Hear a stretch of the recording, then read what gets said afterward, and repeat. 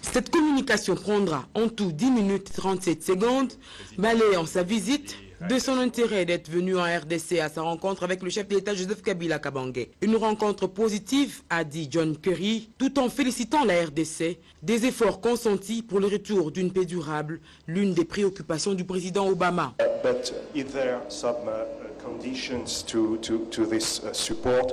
What are specifically this condition? Did you ask specifically to President Kabila to give his green light to go after the FDLR still active in Eastern Congo? And politically, is the US support tied to the respect of the Constitution? So did you ask specifically to President Kabila not to change the Constitution and not to run for a third term? Well, let me discuss all of that. First of all, with respect to the conditions, obviously. Je veux parler de toutes ces questions. Tout d'abord, s'agissant des conditions, bien sûr, la démobilisation a lieu en conformité avec l'accord, et cet accord nécessite que les personnes retournent chez elles, là où cela sera possible, et elles pourront, le cas échéant, bénéficier d'une amnistie pour les personnes qualifiées. Les personnes ne pouvant pas bénéficier d'une amnistie, eh bien, cela peut concerner des personnes qui ont peut-être participé à des crimes contre l'humanité, des crimes de guerre, et ces personnes demeurent imputables, redevables de ces crimes. Mais ceux qui ont signé l'accord, ceux qui ont signé l'amnistie, ont la possibilité et sont encouragés en fait de retourner dans leur domicile. Ça, c'est un élément important de cet effort de démobilisation. S'agissant du processus électoral et de la Constitution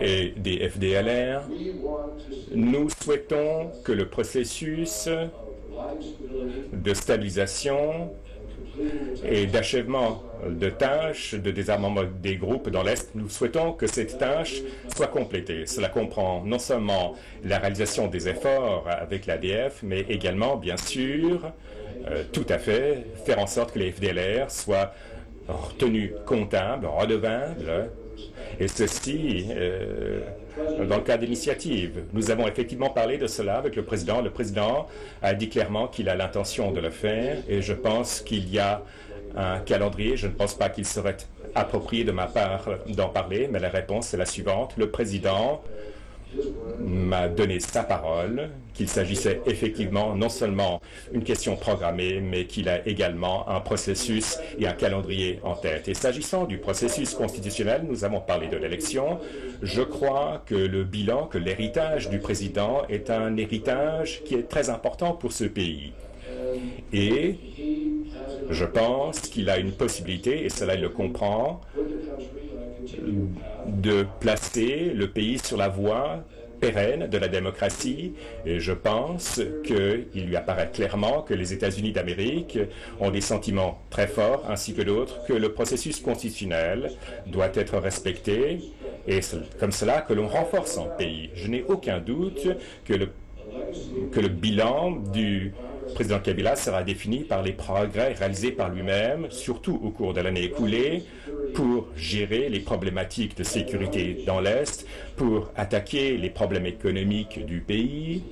Et c'est un homme jeune qui a encore beaucoup de temps devant lui et il pourra encore contribuer longtemps à son pays. Et j'ai tout à fait confiance qu'il va poser toutes ces questions dans le cadre de sa décision pour son avenir. Mais sans aucun doute, les États-Unis croient qu'un pays est renforcé.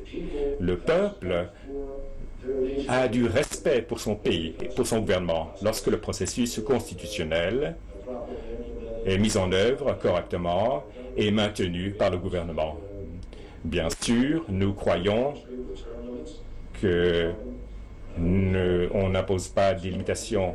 Nous avons des limitations de mandat dans notre pays. Nous avons vécu ce processus pendant des siècles et nous encourageons d'autres pays de respecter leur constitution.